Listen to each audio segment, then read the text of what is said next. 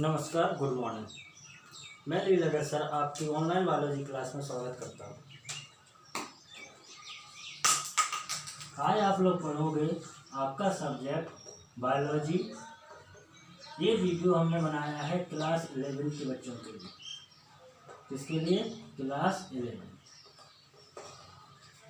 Lesson शुरू करने से पहले थोड़ा बायोलॉजी के बारे में आप समझ लो। बायोलॉजी होती क्या है, क्या होती है, क्या पढ़ना है आपको। बायोलॉजी को हिंदी में बोलते हैं जीव विज्ञान। क्या बोलते हैं? जीव विज्ञान। क्या कहते हैं बायोलॉजी को? जीव विज्ञान।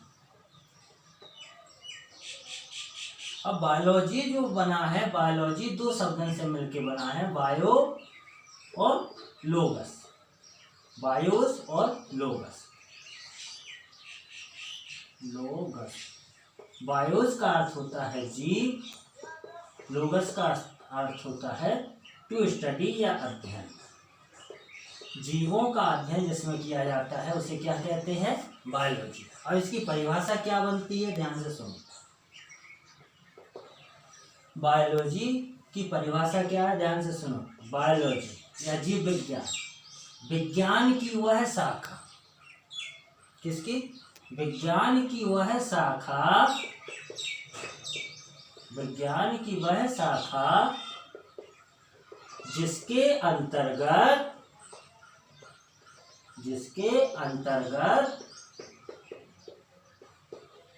जीव विज्ञान की परिभाषा बता रहा हूं, ध्यान से सुनो। विज्ञान की वह शाखा जिसके अंतर्गत सजीवों। अब सजीव कौन कौन होते हैं? पेड़ पौधे और तथा जंतु। सजीवों जैसे पेड़ पौधे तथा जंतुओं का अध्ययन किया जाता है उसे क्या कहते हैं? अध्ययन किया जाता है उसे क्या कहते हैं? जीव विज्ञान कहते हैं। तो जीव विज्ञान की परिभाषा क्या हो गई कि विज्ञान की वह शाखा जिसके अंतर्गत सजीवों का अध्ययन किया जाता है उसे क्या कहते हैं? जीव विज्ञान कहते हैं, बायोलॉजी कहते हैं। क्लियर हुई बात? अब यहाँ कुछ पॉइंट है, नोट करते चलना। पहला पॉइंट, जो जीव विज्ञान है, जो बायोलॉजी शब्द है, इसका सर्वप्रथम प्रयोग किस वैज्ञानिक ने किया था? तो इसका प्रयोग कहीं कहीं पे लिखा रहता है लेमार्क और कहीं कहीं पे लिखा रहता है ट्रेविनस।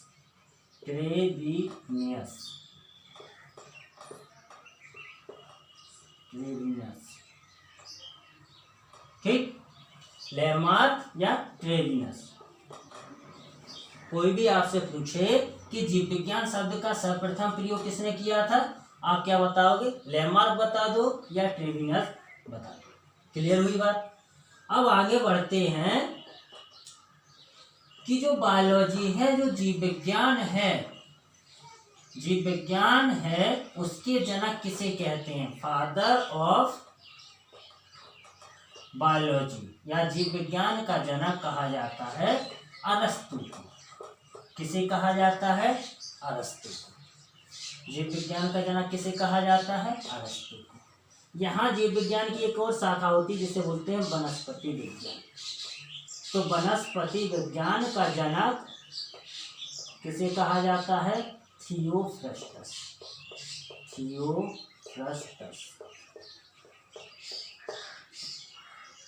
अब देखो, थोड़ा रिवीजन कर लो जरा, क्लियर हो जाए आपका।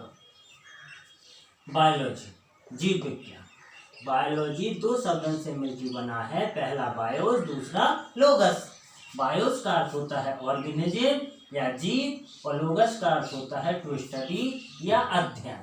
अर्थात जिसमें जीवों का अध्ययन किया जाता है उसे क्या कहते हैं? बायोलॉजी कहते हैं। और ध्यान से पढ़ो तो इसकी परिभाषा क्या बताया हमने कि विज्ञान की वह शाखा। अब यहाँ देखो, कहीं कहीं पे आप ये पढ़ोगे कि प्राकृतिक विज्ञान की वह शाखा, तो कंफ्यूज नहीं होना। जो प्राकृतिक विज्ञान है वो विज्ञान की ही शाखा है। ध्यान रखना इस चीज को कि जो विज्ञान है, जो प्राकृतिक विज्ञान है वो विज्ञान का ही एक प्रकार है। तो विज्ञान की वह शाखा जिसके अंतर्गत सजीवों का अध्ययन किया जाता है उसे क्या कहते हैं? जीव विज्ञान कहते हैं। क्लियर हुई बात? अब आपने आगे क्या लिखा था कि बायोलॉजी शब्द का सर्वप्रथम प्रयोग किसने किया था? लैमार्क ने किया था या क्लेविनस ने किया था। फिर फादर ऑफ बायोलॉजी किसे कहते हैं? अरस्तु को कहते हैं। फिर वनस्पति विज्ञान का जनक किसे कहते हैं? थियोफ्रास्टस को कहते हैं। क्लियर हुई बात? इतना क्लियर होने के बाद चलते हैं आपका पहला लेसन स्टार्ट करते हैं। तो आप लोगों का पहला लेसन जो है वो है आपका सजीव जगत। क्या है? सजीव जगत, लिविंग वर्ल्ड। फर्स्ट लेसन आपका क्या है? सजीव जगत या लिविंग वर्ल्ड।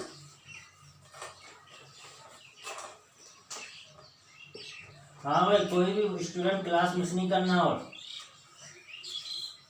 आप लोगों की प्रतिदिन क्लास होगी 12:30 बजे से।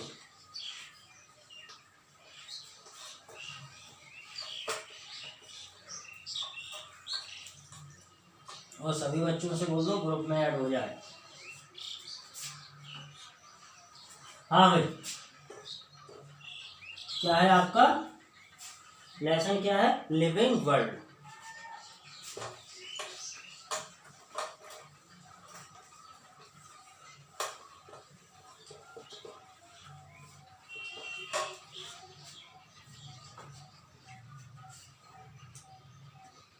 सब्जेक्ट क्या है आपका? बायोलॉजी। लेसन क्या है? पहला, सजीव जगत।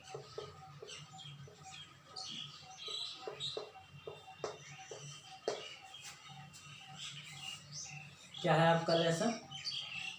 सजीव जगत। हाँ भाई, आपको कोई भी लेसन शुरू करने से पहले लेसन का जो मेन हेडिंग डली रहती है उसको समझना जरूरी होता है कि उस हेडिंग में दिया क्या है, कि आपको उस लेसन में पढ़ना क्या है।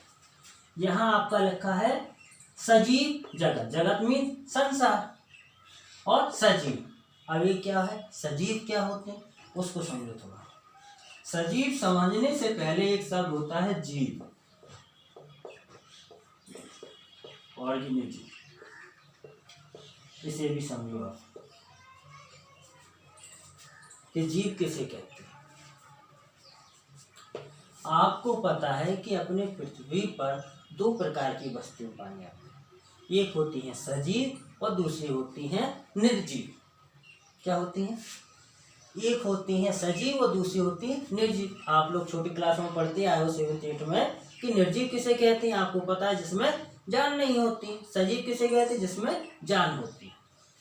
तो सभी सजीव वस्तुओं को, जीव की परिभाषा क्या है? सभी सजीव वस्तुओं को क्या कहते? जीव कहते। क्लियर हुई बात? बस 2 अक्षरों की परिभाषा। जीव किसे कहते हैं? संसार में जितने भी सजीव हैं उन्हें क्या कहोगे आप? जीव कहोगे। क्या कहोगे? जीव कहोगे। अब यहाँ एक और क्वेश्चन बन जाता है, सर ये सजीव क्या है? तो सजीव सुनो,